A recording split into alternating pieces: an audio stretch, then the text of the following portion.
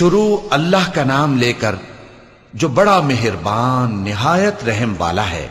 جو چیز آسمانوں میں ہے اور جو چیز زمین میں ہے سب اللہ کی تسبیح کرتی ہے، اسی کی سچی بادشاہی ہے اور اسی کی تعریف ہے، اور وہ ہر چیز پر قادر ہے۔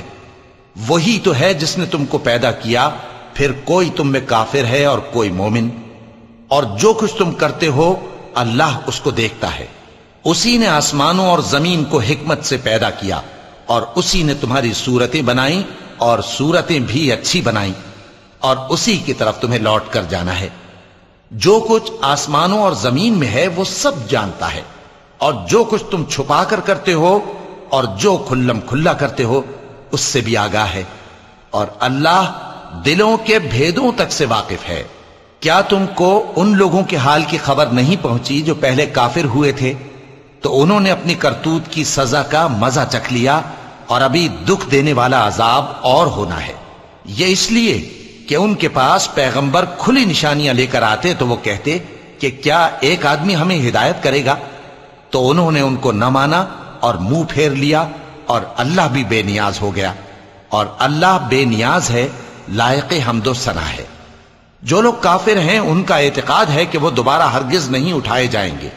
کہہ دو کیوں نہیں؟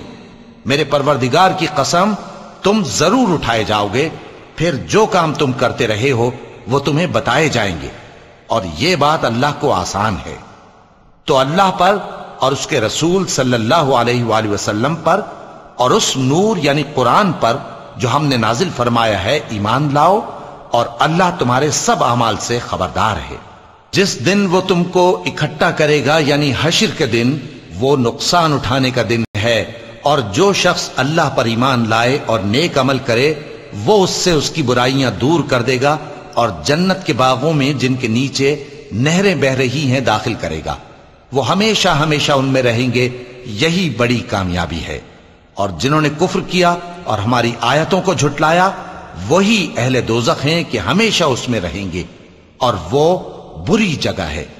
کوئی مصیبت نازل نہیں ہوتی مگر اللہ کے حکم سے، اور جو شخص اللہ پر ایمان لاتا ہے وہ اس کے دل کو ہدایت دیتا ہے، اور اللہ ہر چیز سے باخبر ہے۔ اور اللہ کی اطاعت کرو اور اس کے رسول کی اطاعت کرو، پس اگر تم منہ پھیر لوگے تو ہمارے پیغمبر کے ذمے تو صرف پیغام کا کھول کھول کر پہنچا دینا ہے۔ اللہ جو معبود برحق ہے اس کے سوا کوئی عبادت کے لائق نہیں، تو مومنوں کو چاہیے کہ اللہ ہی پر بھروسہ رکھیں۔ مومنوں، تمہاری بیویوں اور اولاد میں سے بعض تمہارے دشمن بھی ہیں، سو ان سے بچتے رہو، اور اگر معاف کر دو اور درگزر کرو اور بخش دو تو اللہ بھی بخشنے والا ہے، مہربان ہے۔ تمہارا مال اور تمہاری اولاد تو آزمائش ہے، اور اللہ کے ہاں بڑا اجر ہے، سو جہاں تک ہو سکے اللہ سے ڈرو اور اس کے احکام کو سنو، اور اس کے فرمانبردار رہو، اور اس کی راہ میں خرچ کرو، یہ تمہارے حق میں بہتر ہے۔ اور جو شخص طبیعت کے بخل سے بچایا گیا تو ایسے ہی لوگ راہ پانے والے ہیں۔